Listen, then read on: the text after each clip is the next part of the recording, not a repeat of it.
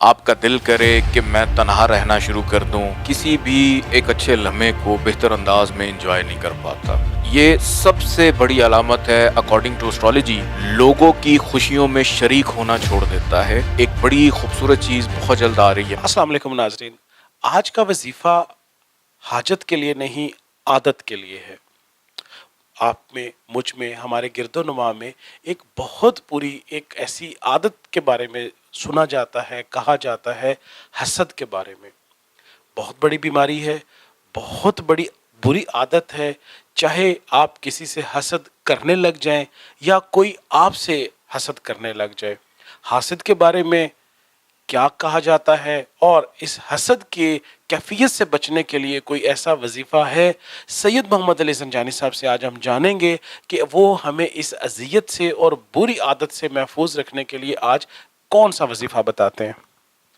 بہت شکریہ بخاری صاحب آپ کا۔ مولا علی علیہ السلام کا فرمان ہے کہ حسد کرنے والے کے لیے سب سے بڑی اذیت یہی ہے کہ وہ کسی بھی خوشی کو، کسی بھی ایک اچھے لمحے کو بہتر انداز میں انجوائے نہیں کر پاتا۔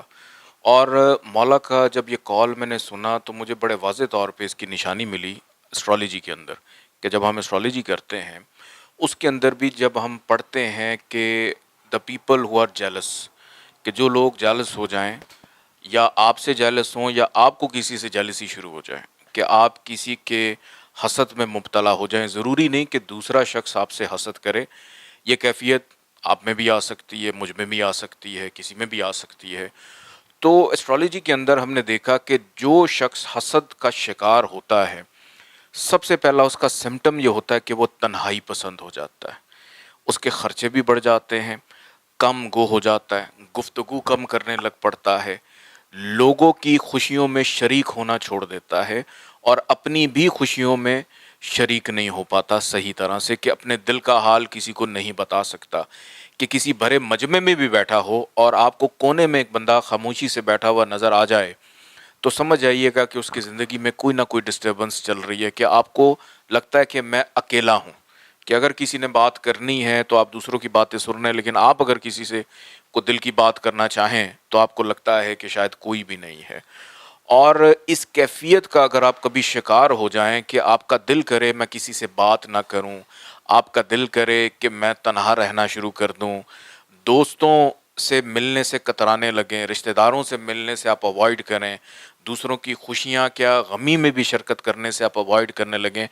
تو سمجھ جائیں کہ کہیں نہ کہیں کوئی ایسا عنصر آپ میں ڈیولپ ہو رہا ہے جو اس کیفیت کی طرف آپ کو لے کر جا رہا ہے۔ تو وہ افراد جو اس قسم کے معاملات کا شکار ہو جاتے ہیں، اور خاص طور پہ آپ کی جیب میں پیسے ہی نہیں رک رہے، کہ پیسے نہ ٹکنا بھی یہ سب سے بڑی علامت ہے اکارڈنگ ٹو اسٹرالوجی، کہ اگر آپ کا خرچہ بڑھ جائے تو ہوتا کیا ہے کہ آپ حسد بھی کرنا شروع کر دیتے ہیں، آپ اکیلے بھی ہو جاتے ہیں، آپ اپنوں سے دور ہو جاتے ہیں، بیمار بہت زیادہ رہنے لگتے ہیں، کہ بیماری نہ ہو پھر بھی آپ دوائیاں کھانے لگتے ہیں، عجیب و غریب قسم کے ٹوٹکے کرنا شروع کر دیتے ہیں، اور وہ ٹوٹکے جو آپ ادھر ادھر سے سن کے نہیں خود سے جنریٹ کر رہے ہوتے ہیں۔ تو بہت ساری چیزیں آپ ایسی کر رہے ہوتے ہیں جو آپ کے مزاج کے برعکس ہوتی ہیں۔ تو اگر آپ کبھی محسوس کریں، سب سے پہلا تو کام کریں کہ کالے رنگ کا استعمال جو ہے وہ کم سے کم کریں، کہ بلیک کلر، ڈارک شیڈز کم سے کم یوز کریں، ان دنوں میں آپ وائٹ اور فریش کلر یوز کرنا شروع کریں۔ اور ایک وظیفہ ہے وہ آپ اگر پڑھ لیں، یہ وظیفہ پڑھا جاتا ہے فجر کی نماز کے ساتھ، کہ آپ اس کو پڑھ سکتے ہیں۔ وظیفہ یہ ہے کہ 14 دفعہ پہلے آپ درود پڑھیں، اس کے بعد آپ پڑھیں اللہ تعالیٰ کا نام لیں یا حافظ ہو، اس کے بعد قرآن پاک کی ایک سورہ ہے، اس کی آخری آیت میں آپ کو بتا دیتا ہوں، وَمِن شَرِّ حاسد اذا حسد، اور اس کے بعد آپ نے جملہ بولنا ہے بحق کے لا الہ الا اللہ محمد الرسول اللہ، اور اینڈ میں 14 دفعہ درود پاک پڑھیں، اور اپنے تمام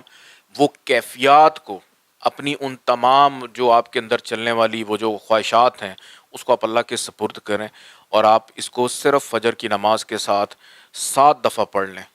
کیونکہ یہ بھی کہا جاتا ہے کہ میں بڑے لمبے لمبے وظائف بتاتا ہوں جو کرنے کئی دفعہ مشکل ہو جاتے ہیں، تو اگر آپ فجر کی نماز کے ساتھ اس کو 7 دفعہ پڑھ لیں،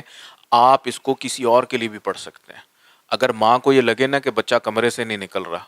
یا بیوی کو لگے کہ شوہر اس کو صحیح طرح وقت نہیں دے رہا، یا آپ کو یہ لگے کہ آپ کے دوست آپ کو ٹائم نہیں دے رہے، یا آپ کو یہ لگے کہ آپ کا محبوب اب آپ سے اس طرح سے بات نہیں کر پا رہا تو آپ کسی کوئی شرنگیز قسم کی کیفیت کا شکار ہونے لگیں. اور خرچے کو کنٹرول کرنے کے لیے بھی یہ بڑا مجرب وظیفہ. میں آج یہ بھی آپ کو بتا دوں کہ فجر کی نماز کے ساتھ 7 دفعہ آپ اس کو پڑھ لیں، اول آخر 14 دفعہ درود پاک کے ساتھ. لیکن اس کی زکوٰۃ ہوتی ہے، اگر آپ ریگولر بیسس پہ پڑھتے ہیں تو آپ نے ہر مہینے 70 روپیہ اس کا زکوٰۃ کا آپ نکال سکتے ہیں. اللہ پاک اس میں آسانیاں پیدا کرے گا. اور بلکہ جاتے جاتے میں خوشخبری بھی دیتا چلوں تمام دیکھنے والوں کو کہ شفا بخش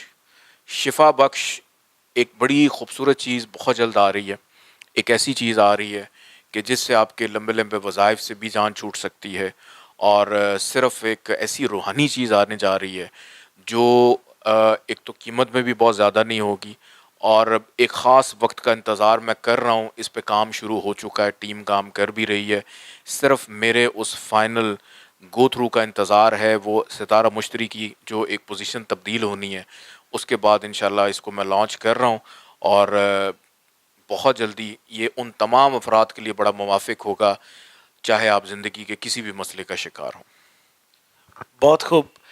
اس سے پہلے کہ میں زنجانی صاحب سے اس خوشخبری کی تفصیل لیتا، میں تو ابھی اسی وظیفے میں ہوں جو حسد سے بچنے کے لیے زنجانی صاحب نے آج آپ کو ہدیہ کیا ہے.